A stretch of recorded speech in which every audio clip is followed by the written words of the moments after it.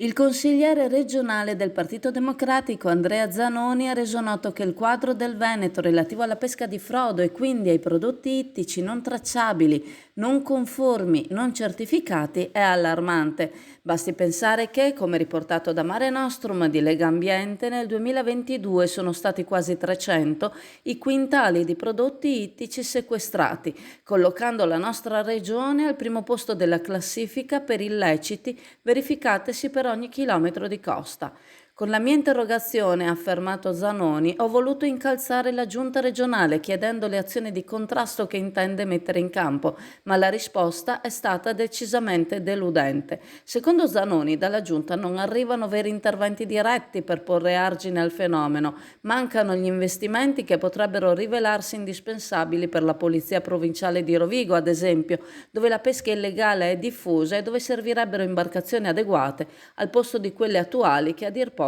sono vetuste. Zanoni infine evidenzia il lavoro delle forze dell'ordine e rivolge un ringraziamento ai carabinieri della compagnia di Chioggia che la scorsa settimana hanno sequestrato oltre 1.000 kg di vongole, elevando diverse sanzioni amministrative a fronte della scoperta di diversi atti illeciti. Nello specifico, le violazioni hanno riguardato la pesca in zone interdette, condizioni igienico-sanitarie carenti del pescato, mancanza della documentazione di tracciabilità. A dimostrazione appunto che il problema è diffuso e grave perché genera un danno economico nei confronti delle aziende sane ed oneste e perché, visti i metodi senza scrupoli con i quali viene messo in atto questo sistema illegale, si mette a rischio l'ecosistema ambientale e soprattutto la salute dei cittadini nel momento in cui questi prodotti arrivano alle loro tavole.